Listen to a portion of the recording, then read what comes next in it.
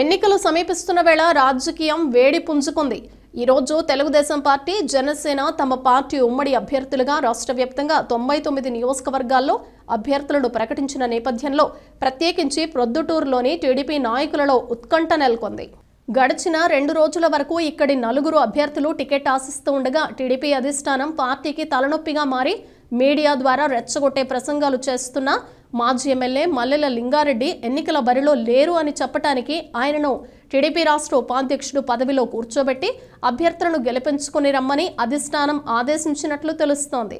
అయితే మిగిలిన 3 నేతలలో టీడీపీ కష్టకాలంలో ఉన్నప్పుడు టీడీపీ ఉనికిని చాటి చెప్పిన ప్రొద్దుటూరు టీడీపీ ఇన్ఛార్జ్ జీవి ప్రవీణ్ కుమార్ రెడ్డి ఒకవైపు మాజీ ఎమ్మెల్యే నంద్యాల వరదరాజుల రెడ్డి, మరోవైపు నియోజకవర్గానికి ఏమాత్రం సంబంధం లేకుండా ఇక్కడి ప్రజలతో సత్సంబంధాలు కలిగి తనకంటూ ఒక క్యాడర్ను ఏర్పాటు చేసుకున్న నాయకుడు కోట్ల గుత్తి, సీఎం సురేష్ నాయుడు ఈ 3 టికెట్ ఆశిస్తూ ఉండగా నేడు వెలువడిన జాబితాలో ప్రొద్దుటూరు పేరు లేకపోవడంతో నాయకులు, టీడీపీ అభిమానులు, ముఖ్యంగా ప్రొద్దుటూరు నియోజకవర్గ నేతల ముఖ్య అనుచరులు, వారి అభిమానులు అసంతృప్తికి లోనయ్యారు.